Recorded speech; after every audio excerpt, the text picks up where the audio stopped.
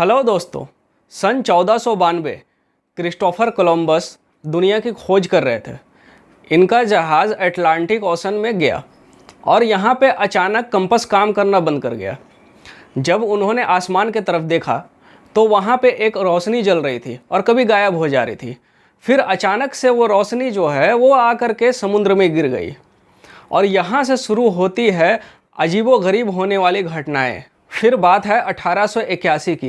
Elon Austin जहाज़ जो कि 210 फीट लंबा है, ये लंदन से लेकर न्यूयॉर्क तक का सफ़र करने वाला था। कुछ दिन के सफ़र के बाद कैप्टन बैक ने देखा कि इसके आगे एक अचानक से छोटा जहाज़ इसके सामने आ गया। कैप्टन बैक ने एलन ऑस्टिन को उस जहाज़ के सामने ले गया और वहाँ पे 2 दिन तक वेट किया। वो इसलिए कि कोई निकले या फिर कोई उसके अंदर हो या फिर मदद चाहिए होगा तो कोई ना कोई बाहर आएगा। और वो उसने 2 दिन तक वेट इसलिए किया कि उस टाइम पायरेट्स का ज़्यादा ख़तरा होता था कि हो सकता है कि वो जहाज़ पे हमला कर दे। लेकिन 2 दिन वेट करने के बाद भी उससे कोई बाहर नहीं आया तो कैप्टन बैक ने कुछ आदमियों को उस जहाज़ पे भेजा। तो जब उन्होंने देखा कि उसमें एक भी आदमी नहीं है और जहाज़ पूरा खाने का सामान से भरा हुआ है, कैप्टन ने फैसला किया कि उस अज्ञात जहाज़ को एलन ऑस्टिन के पीछे बांध दे और उसको टो करके न्यूयॉर्क ले जाए। वो उसने ऐसा ही किया, लेकिन कुछ दिन के सफ़र के बाद अचानक तूफान आती है और दोनों जहाज़ बिछड़ जाते हैं। कैप्टन ने कुछ दिनों तक उस जहाज़ को खोज की और उसके बाद अचानक से एक रोज़ वो जहाज़ फिर एलन ऑस्टिन के सामने आ गया। कैप्टन ने उसके ऊपर कुछ आदमियों को भेजा तो देखता है कि जो पहले आदमी उसमें भेजा था वो उसमें एक भी नहीं है और खाने का सामान जो था वो वैसा ही का वैसा ही पड़ा हुआ है। जब ये घटना हुई तो कैप्टन ने उस अज्ञात जहाज़ को वहीं छोड़ दिया और ख़ुद ही न्यूयॉर्क के लिए रवाना हो गए। जब ये बात एलन ऑस्टिन के मालिक को पता चली तो उसने एलन ऑस्टिन को ही बेच दिया। फिर आते हैं 1918 में। जहाज़ का नाम है साइक्लोपस। 540 फीट लंबा और 65 फीट चौड़ा ये कोयला ढोने का काम में आता था। साइक्लोपस फ्लोरिडा से रवाना हुआ कोयला लेकर और ब्राज़ील तक उसको जाना था। ब्राज़ील से उसको मैग्नीज वापस फ्लोरिडा लेकर के आना था। इसने ब्राज़ील तक तो गया और वहाँ से मैग्नीज लेकर के आ भी रहा था और अचानक बीच में जहाज़ गायब। इस जहाज़ के साथ में क्या हुआ नहीं हुआ ये आज तक किसी को भी पता नहीं चल पाया। वर्ल्ड वॉर 2 के टाइम में प्रोटियस और नेरियस ये दोनों जहाज़ ब्राज़ील से मैग्नीज लेकर फ्लोरिडा जा रहे थे और ये भी समुद्र में अचानक से गायब। इसका भी कोई अता पता नहीं चला। फिर 1945 में लेफ्टिनेंट चार्ल्स टेलर के नेतृत्व में 14 लोग 5 प्लेन के साथ में उड़ान भरे। इसका नाम था फ्लाइट 19। ये एक मिलिट्री ट्रेनिंग एक्सरसाइज थी। इसमें ऐसा कुछ नहीं था जो उसने पहले ना किया हो। बस इसे जाना था, टॉर्पीडो को चिकन रॉक पे गिराना था और आगे जाकर ग्रैंड बहामा के पास जाना था और फिर वहाँ से रिटर्न आ जाना था। ये फ्लाइट बम गिराने के बाद आगे बढ़ती है और तब तक 90 मिनट हो चुका होता है। तभी आगे से दिखता है कि एक तूफ़ान आ रहा है तो लेफ्टिनेंट कहते हैं कि अब यहाँ से वापस घूम जाना चाहिए क्योंकि आगे तूफ़ान है। जब उसने अपना कंपास निकाला तो देखता है कि वो ख़राब है। फिर उसके पास एक और कंपास था, वो कंपास भी देखता है तो ख़राब है। फिर वो अपने टीम से बात करते हैं तो पता चलता है कि उन सभी का भी कंपास ख़राब है और वो लोग डायरेक्शन लेस हो चुके थे तब तक। इतने में चार्ल्स टेलर को एक आइलैंड दिखता है उसकी राइट साइड में, तो उसे लगता है कि वो फ्लोरिडा है और उसने अपनी पूरी टीम को कहा कि हमें राइट मुड़ना चाहिए फ्लोरिडा जाने के लिए क्योंकि हम भटक चुके हैं।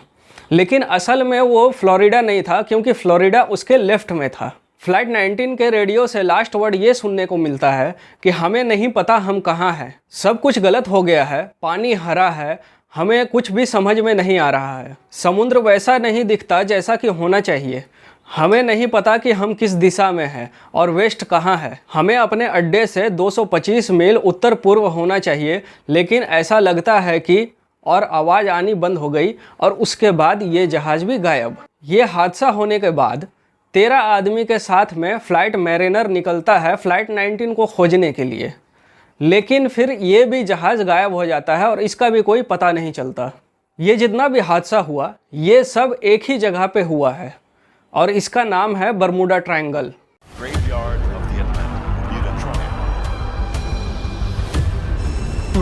Can we estimate how many ships and airplanes?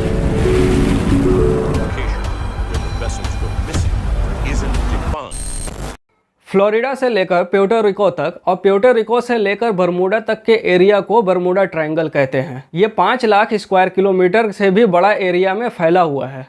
यहाँ पे 100 से ज़्यादा शिप और एरोप्लेन यहाँ पे गायब हुए हैं। बरमूडा ट्रायंगल को hoodoo sea, devil's triangle, limbo of the lost इन नामों से भी इसको जाना जाता है।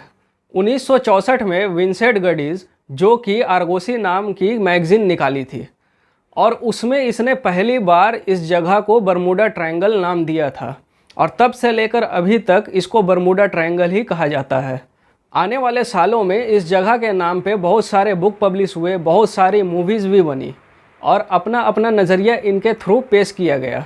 कुछ लोग मानते हैं कि बरमूडा ट्रायंगल एक टाइम जोन है, ये एक दुनिया से दूसरे दुनिया जाने का रास्ता है, और कुछ लोग का मानना है कि यहाँ पे एलियन रहते हैं और ये सारा काम एलियन ही करते हैं। और कुछ लोगों का तो ये भी मानना है कि यहाँ पे एक बड़ा सा सी मॉन्स्टर रहता है जो कि हर जहाज़ और एरोप्लेन को ये खींचकर तबाह कर देता है। 1970 में ब्रूस गिरनॉन एंड्रोस आइलैंड से उड़ते हैं फ्लोरिडा के लिए।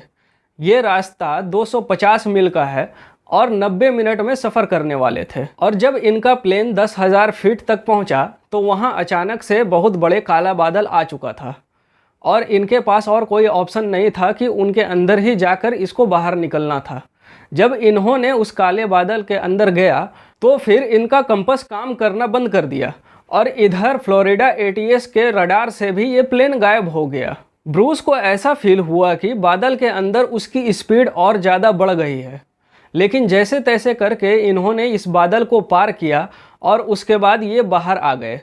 और फिर इसने जब फ्लोरिडा पर लैंड किया तो जिस जगह पे 90 मिनट में पहुंचना था वो 47 मिनट में ही पहुंच गए, और इसका फ्यूल भी बच गया। अब आप सोचते होंगे कि इस जगह पे सचमुच कोई रहस्य वाली चीज़ है, वरना अचानक से प्लेन कैसे गायब हो जाते हैं, या फिर वो 90 मिनट में पहुंचने वाला था और 47 मिनट में कैसे पहुंचा। अब यहाँ कंपास काम करना बंद इसलिए कर देता है कि यहाँ पर जो जियोग्राफिकल नॉर्थ पोल है और मैग्नेटिक नॉर्थ पोल है वो सेम नहीं है, वो दोनों अलग अलग है। और मैग्नेटिक नॉर्थ पोल जो है वो अटलांटिक ओशन पे ही सिचुएटेड है। जब यहाँ तूफान आते हैं तो इलेक्ट्रॉनिक्स इक्विपमेंट्स यहाँ ठप हो जाता है और कंपास भी ख़राब हो जाता है। और तो और मैग्नेटिक नॉर्थ पोल हर साल 30 मील शिफ्ट हो रहा है। अभी तक 150 सालों में 620 मील ये नॉर्थ पोल शिफ्ट हो चुका है। ये रेड डॉट बताता है कि हर साल मैग्नेटिक नॉर्थ पोल कहाँ पे था। अब ब्रूस की प्लेन तूफान में फंसी तो वो फिर टाइम से पहले कैसे पहुंच गया और फ्यूल कैसे बच गया। तो बात यह है कि तूफान के अंदर बहुत तेज़ हवाएं चलती है और ये प्लेन हवा के ही डायरेक्शन में आ गया होगा, जिसके वजह से ये प्लेन को और ज़्यादा स्पीड दिया, जिससे वो आगे बढ़ने में उसको मदद मिला। अगर ये प्लेन तूफान के अपोजिट डायरेक्शन में होती तो ये प्लेन का चीथड़ा उड़ा देता और फिर ये प्लेन का भी मिस्ट्री बनकर रह जाता। World wide fund for nature दुनिया के 10 सबसे खतरनाक सी एरिया निकाला और इस लिस्ट में बरमूडा ट्रायंगल का नामो निशान नहीं है। यूनाइटेड स्टेट कोस्ट गार्ड के रिकॉर्ड के मुताबिक इस एरिया पर बहुत ज़्यादा ही रश होता है। यहाँ से बहुत ज़्यादा एयरक्राफ्ट और शिप गुजरते हैं और यहाँ पे जितना एक्सीडेंट होता है दुनिया में और भी जगह एक्सीडेंट के मुकाबले ये बहुत कम है।